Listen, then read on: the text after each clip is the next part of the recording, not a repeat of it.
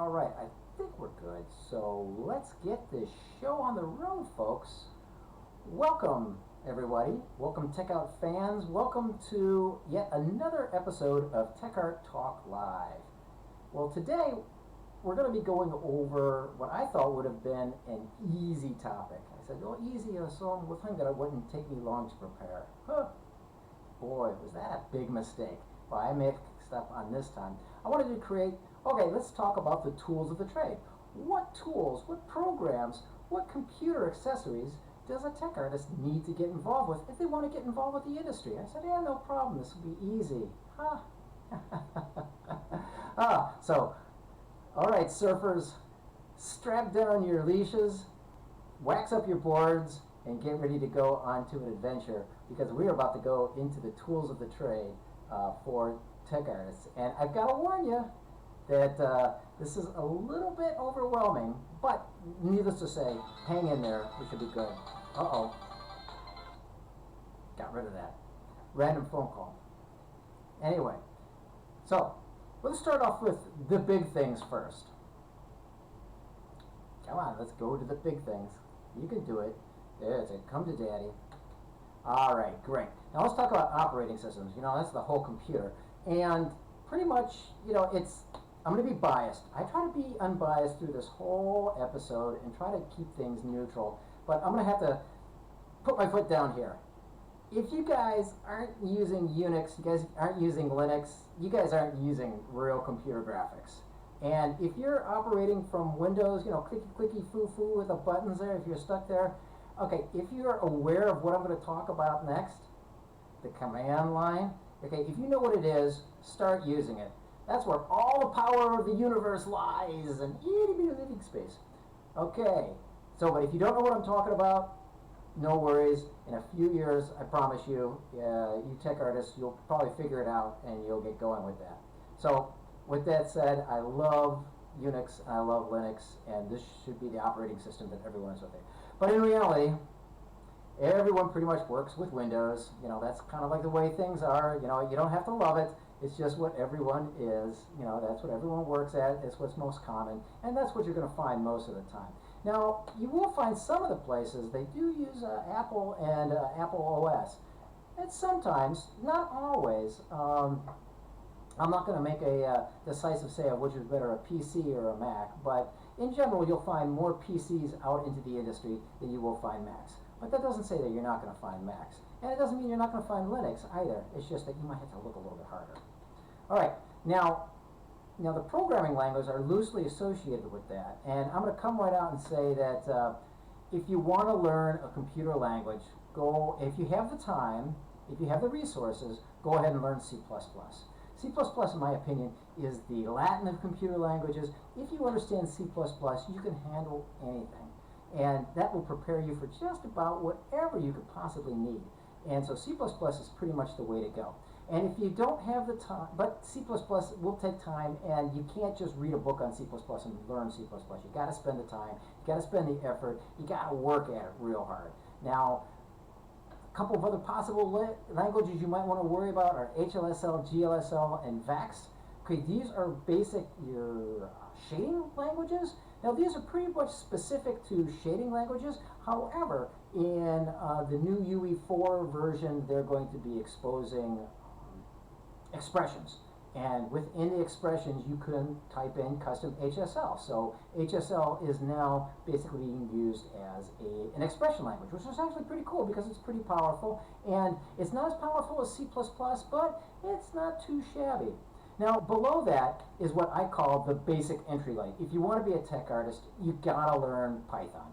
Everyone and their uncle uses Python. I mean, just about everything has a Python interface to it. You name it, it's got a Python interface. Now, Python has gone through a few they've been holding on to 2.7 forever, but this year, finally, 2020 with this whole COVID-19 thing has slowed things down. But needless to say, everyone's been dragging their feet, making the transition from Python 2.7 to Python 3.7. Okay, 2020, 2021, these are going to be the years where everyone makes the move over to Python 3.7. So learn Python. It's a great object-oriented. It's real simple to pick up. It's real easy to use. It's a good language. It's good object-orientedness, and you can get as basically as crazy as you want. There's a lot of good support for it. So Python is basically a good, ultimately Labrador Retriever of your good programming language, and it's a great place to start. Now, some of you are going, oh, I say, oh, I need to learn Python because I know Mel or I know MaxScript, and yeah, there are those folks out there saying, yeah, I know HScript. Yeah, sorry, not good enough. Sorry. Not only are those languages very, very device specific, program specific, but they really aren't very robust enough to handle what you really need to know. And I'm sorry that they're just really, they're just not robust and dynamic enough to handle the needs of basic production. All right, now let's go on to the big beast here. These are the DCCs. Now, in case you didn't know, DCC stands for Digital Content Creation Software. Yeah, okay, so that's what it stands for. And we're going to be looking at the 2D, the 3D, we're going to be looking at animation software, and we're going to be looking at rendering. And under rendering, we're going to look at offline renderers, 2D compositing, and real-time or otherwise real-time rendering or game engines. Okay, let's look at the 2D. Now, in 2D, Photoshop is pretty much the big beast. This is the 800-pound gorilla that most people use. However, it's kind of expensive, so a lot of people don't want to use that. And if you really want to go high-end, you get to some people, especially like in the film world, they're going to use a package called Mari, because Mari really end up really high quality, really finesse, really high-end digital painting. But for everyone else, a lot of folks like the shareware version of something like GIMP, or they might use something like Krita. Don't have to base, but these are actually really good, powerful tools, so don't dismiss them. And for those of you who actually have succumbed and gone into the dark side and do things in the command line, use ImageMagick. It is way cool and it is way powerful. I love it. It's kind of like old days of massive image management. Cool stuff. All right. Oh yeah, there's also AC/DC that you might be able to find out there, and some folks use it, and it's a pretty much available shareware, and I think it's pretty easily used. Okay, let's look at 2.5D. Now I call it 2.5D because ultimately what you're doing is you're producing texture maps, but you're doing it kind of like in a procedural way. And so the best example is that Substance. Now, PBR is kind of like where things are at. Everything is going, PBR is a really, really good rendering standard, and you don't really want to dismiss it, but you kind of have to know what you're doing. And Substance Designer, Substance Painter provides a really good way for you to produce all of the necessary texture maps you need in order to create really beautiful PBR images. Now, also, and Substance you have to pay for. Quixel, yeah, it's part of that whole UE4 license business, and you can access Quixel for free, under the same licensing conditions as UE4, and it's pretty cool. It's not quite as dynamic as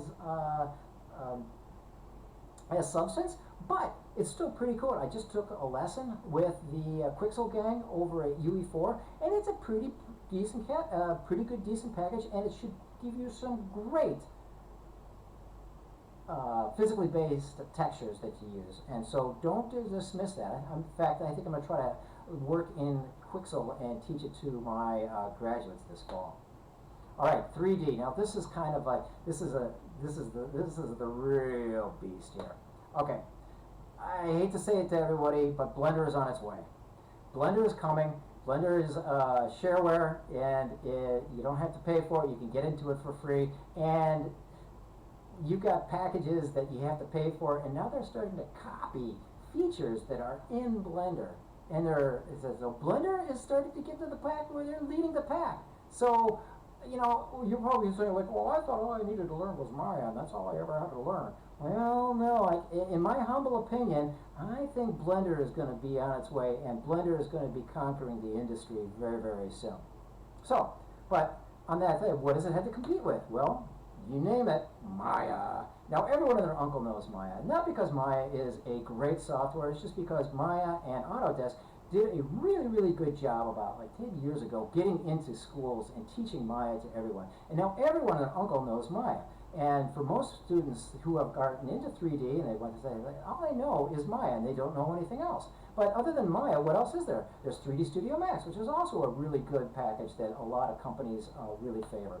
And sometimes they use a package called Inventor, and you see that around a little bit. Maybe that comes up with something a little bit later.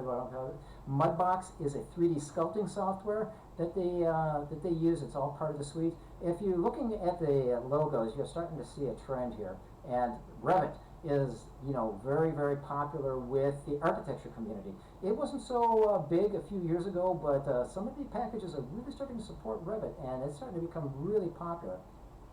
And Fusion 360 is kind of like, this is what Inventor has kind of become. And Fusion 360 is a really good package. It's kind of like Autodesk's version of Houdini a little bit, where it's kind of like a procedural based, where you look at your history based modeling, and it's really good for creating hard surfaces. Really good package. And the commonality amongst all these last 6 DCCs is that they're all created by what is known as Autodesk. And so I'm going to lump all those into Autodesk while I finish the rest of this list. Ha ha ha. Okay, and of course Houdini. Of course, me. I love Houdini. I teach the Houdini live at 3 o'clock on this channel, and I'm always going to push Houdini. But Houdini is always been there, and they're kind of like my family, and there's always a special warm place in my heart for Houdini. But it's not the end all for everything. So it definitely has its place and its purpose for everything. But I'm going to keep pushing it as hard as I can. ZBrush is kind of like the sculpting package of choice now. That's kind of like where everyone and their uncle is going to want to do any kind of three-dimensional digital sculpting. Rhino is also a up-and-coming player into the game. They're really starting to get prominence within the industry. Modo. Now Modo has been pretty much dedicated to the film world, but as the game world is going into its next generation, and we're getting into the next version of like UE5 and so forth, you're going to start to see people want that high quality modeling, and then suddenly things won't be so different between the film world and the game world anymore, and you're going to start to see people using Modo more. Alright, SketchUp has been kind of like an architectural modeling tool for people to kind of jump in and just start playing around and start creating some real good solid geometries, real good environments and so forth. And SketchUp is freeware, and people can use it, so SketchUp has always been around, and SketchUp will probably have a warm place in the hearts for a lot of people for a very long time. Okay, 3D Coat is a way of kind of like sculpting, creating texture UVs, and it's a little bit like ZBrush, and it's a little bit like Substance, and kind of like a little bit of this, a little bit of that. And 3D Coat is good, but the artists still love using it, especially for creating and painting textures. Okay, AutoCAD. Okay, now this is what Autodesk really makes all of its money on. Now, does this actually play into the computer graphics world? A little bit. You're going to go through your career, and you probably will see it eventually, sooner or later. It's just because you're going to end up with environments, you're going to end up with props, you're going to end up with design elements that have been created in AutoCAD, and they're going to want to see it inside of the game. They're going to want to see it inside of the film. What are you going to do? You're going to figure out how to get that AutoCAD stuff into your game engine, how to get it into your render, how to get it into Maya, how to get it into Blender. And this is something that you're going to need to be aware of. Okay, we've got the Katia, and this is Dassault Systems, and this is a French company that work pretty much with architectural and visualization. I don't really know too much about them, but evidently as far as in the simulation and in the architectural world, they're pretty big, so these are definitely an up-and-coming player. Okay, we've got inside of the film world, you've got Cinema 4D, which is a real prominent player in there, so you're going to see a lot of that, and you're going to start to see that moving over into the game world and more into the simulation. And there is also City Builder, which is pretty much dedicated for, you guessed it, building cities. Now, it offers a way of creating procedural cities, and it's a good package and so forth, but you do have to pay for it, and so it's a niche package that not everyone and their uncle is going to have an opportunity to play with, but it still is something to really to play with, and it will be part of pretty much every team's pipeline sooner or later. Okay, now I kind of got a special category in here for 3D VR, because this is kind of like 3D modeling, but it's kind of like, well, it's kind of its own beast. And the most popular of that is the Google tilt brush. You know, this came out with the Vive, you know, about 4 years back, and it kind of set the standard. And it's a lot of fun and curates some really cool stuff. And so other players that are dealing with the same thing in 3D sculpting are things like Quill from Facebook and Medium from Oculus. Now, these are all really good packages, and some artists are really starting to focus in on modeling in virtual reality, and they're starting to create some really good material. So I wanted to include this slide along the way. Okay, animation software. Okay, now, yep, you guessed it. Maya's pretty much where you're going to be at it. If the company doesn't create its own animation, custom proprietary software, they're most probably going to be using Maya.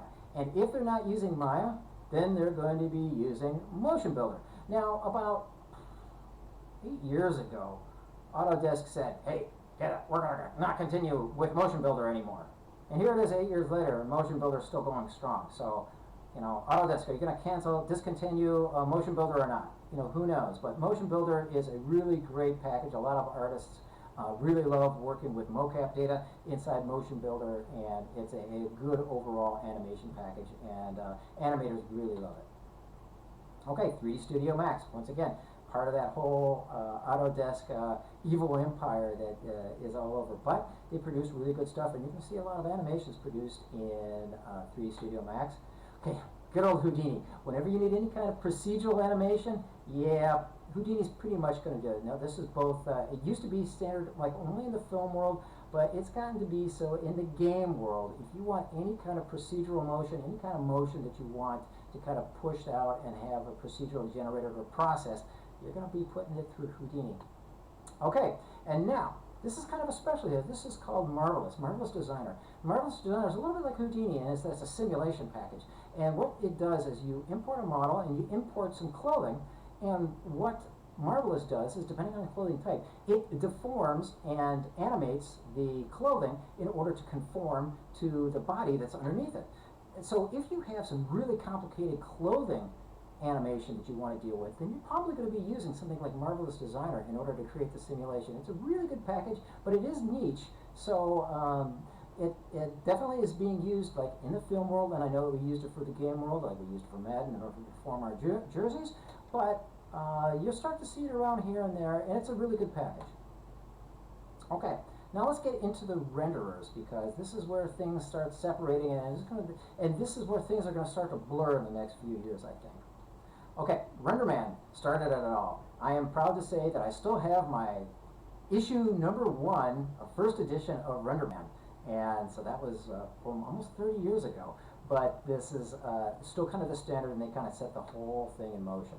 Now, Arnold has been kind of a standard in the offline rendering that kind of competed with RenderMan. There's I think it was released with Autodesk and so forth, and a lot of people chose Arnold, and Arnold is still a real strong workhorse inside of the film world these days.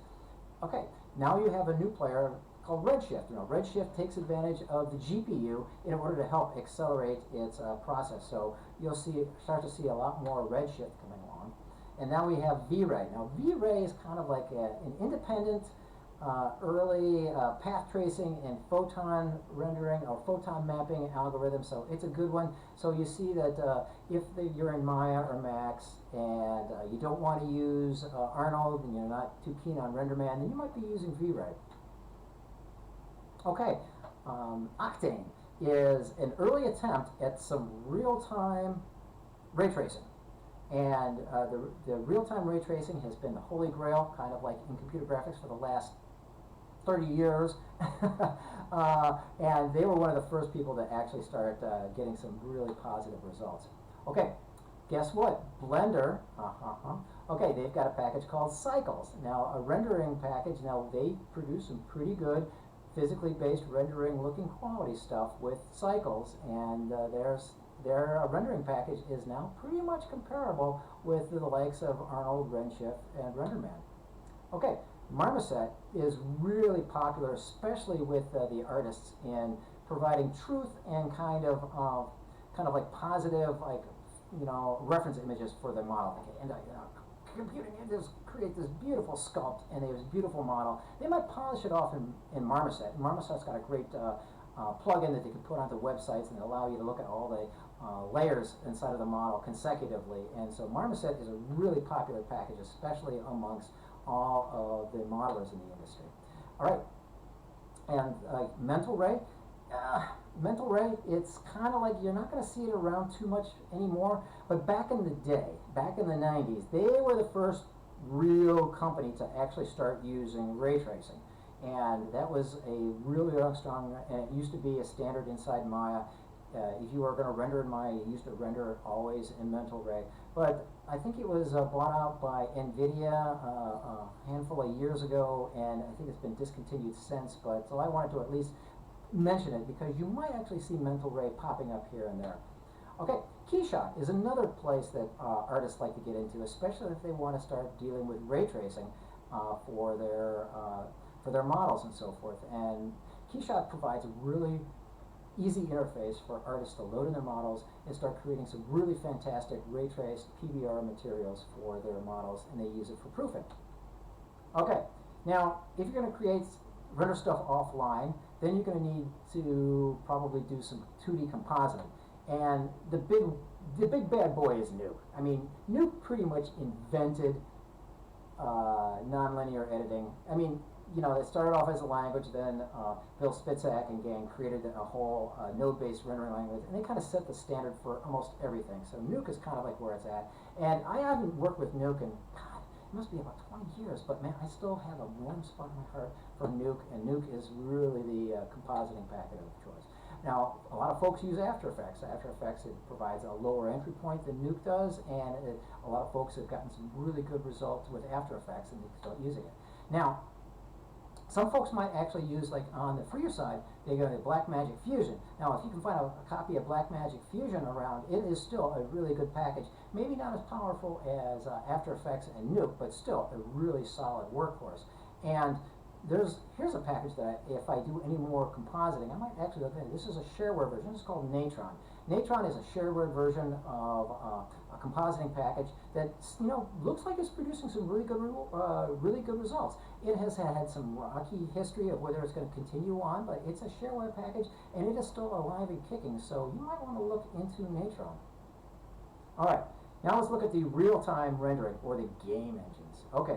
Now, this is pretty much, I'm not going to get political here, this is pretty much dominated by two players, the UE4 and the Unity crowd. I'm not, like I said, I'm not going to discuss, you know, which one is better. I think each one is outstanding. They each have their own benefits, they each have their own cons, and pretty much the industry is run by these two guys. So, most of you, okay, if you're not using a proprietary renderer, which you probably will once you start working in the industry, and if you're working in games or simulation, most of your big companies have their own engine, and they're using Unity or UE4. But if they do, you know, then you'll be aware of it, and they're great. These are great, awesome learning packages. All right, a few years ago, there was this third player in the game engine world called Crytek, and it was a good package, but I think they bumped into some financial difficulties, so Amazon bumped in and said, hey, let's get into this game, because, you know, this whole real-time rendering thing is a big deal, and the whole industry is going in this direction. So they bought it, and they turned it into a package called Lumberyard. Now, I don't know how much, you know, people are using it right now, but it is still available, and people are still using it, so you might want to look at Lumberyard and Crytek. You know, these are a real good rendering package, because remember, Crytek was right on the heels of UE4 and Unity up until a couple of years ago. There it is again, Blender. See, talking about. Okay, they've got a rendering engine called Eevee, which is pretty good real-time rendering. Now they do all of their real-time development using this, and it is pretty darn snazzy. You know, imagine having a renderer that's about the quality of UE4 or Unity, but have it in with your modeling and your rendering your animation package. A little bit unheard of. Now, I don't know if anyone's actually building any games off of Blender. You know, maybe you can tell me, inform me a little bit of it. But this is definitely a trend of things to come. Hint, hint, hint. Okay, now for those of you who says, okay, enough of this 3D stuff, we want to tell stories, we want to have visual novels, well then RenPy is the package of software. So if you're creating any kind of role-playing game, any kind of like JRPG, or any kind of like novel-based or kind of painting-based story that's kind of script-driven, or if you're really into the writing and the story aspect of it, then RenPy is definitely the place to go. And RenPy is still used, especially in academia and in the more, well, let's just say the sober game markets than all of the whiz-bang and so forth. All right, now we got that under control. Let's talk about revision control. Now, a lot of you folks who want to get into tech art may not know what revision control is. Now, revision control basically is simple. Once you work on something, you say, okay, this is great. Save it. Okay, we don't want to lose it. Okay, you save it, and then what? And then someone says, make a backup of it in case you lose it. Okay, they make a backup of it, and then suddenly you have the 2 files laying around. If you keep doing that, then you're going to end up with a folder like what we used to do back in the 80s and the 90s, where you have the backups, and usually you have 100 versions of the same thing. Okay, reversion control software prevents you from having to do that. Okay, you has a server, and then once you come up to a certain point, you like where it is, you say, okay, I'm going to push this to the server, and then suddenly the server takes care of your revision, and it remembers it for you. And it can store unlimited number of versions, and it's really great for working on teams. And if you haven't started working with revision control, get into the habit, because once you start using it, then you realize it's an absolutely indispensable tool. And if you're a tech artist, you will be living in your revision control servers. Whoops. Okay. Now the big player in this is Perforce, or they go by Helix and so forth, but Perforce is really what most people know. This is kind of like the big dog. A lot of people play this, but you know, like all things, you do have to pay for it, and it is kind of expensive. So, so a lot of people choose it if they can. It is a really good software, and it has its pros and it has its cons, but you know, this is pretty much a decent standby if you can afford it. Now, if you can't afford it, SVN or Subversion is also a really, really great package. And I used to work with Subversion. I used Subversion on many, many projects, and while not as clean to work with, and the interface is not as easy to work with as, in my opinion, as Perforce, it still gets the job done, and it still does really well. And if you're going to continue on with the shareware and so forth, then by all means use Git. Now Git is really starting to gain momentum, and it is starting to go all over the place, and especially like if you're a developer or a programmer, then you're probably using Git already. And in fact, the company that makes Perforce, or the Helix, they have a Git integration in for it. So Git is, in my humble opinion, out of the revision control softwares, its philosophy is the hardest to understand, especially when it comes to integrating and going off and creating branches and so forth. That's what it's geared for, but you really got to have a good understanding of it in really order to take advantage of it. So if you're going to use Git, you know, spend a little bit of extra time in understanding how it thinks and behaves, because then it'll really start to pay off. Okay, now there's a new player on the game. Now I don't know if they're going to stick around or not, but they're called Plastic. Now Plastic is totally geared, you know, towards artists. So if it's geared towards artists, then you see a lot of companies, you know, starting to get this because they want their artists using the revision control, and which in the tradition in the past, artists have been kind of reluctant in dealing with. So Plastic is a compromise. So get into using Plastic, and if your company is willing to pay for it, it seems like it's a really good package, and I've only heard good things about it. Okay. Now this is an area that I honestly know very little about other than the things that I've used, but these are kind of essential when you're working with a larger team of maybe more than about 3 to 5 people, and this is a production management tool. Now go and talk with your producer, go and talk with your project manager for get a good download on how this behaves. Jira is free. It's created by Atlassian. You know, for small teams, it's available for usage and so forth. If you want to pay for the plugins, you want to pay for the support, you can do that and so forth. But this seems like a good overall package. Now, if you really want to get into things, okay, Autodesk got into the thing, and they bought a company called Shotgun. Now, I myself have got a chance to work with Shotgun a couple times, and I really like it. It is really geared for artistic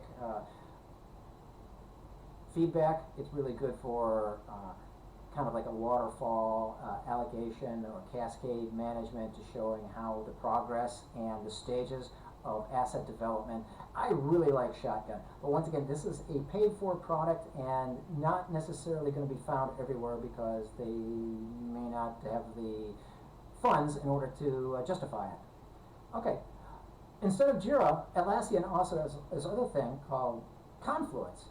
Now, in my humble opinion, Confluence doesn't work out so good as a project management software, but people still use it, and they can get good works with it, and a lot of people really like the Atlassian products, so it's either Jira or Confluence. All right, now really you can use almost anything for good project management, and I've been to locations where we use Bugzilla for project management. A little bit quirky, a little bit funky. We say, hey, I'm not a IT department. I'm a tech artist. We deal with assets. We create assets, and we work with it.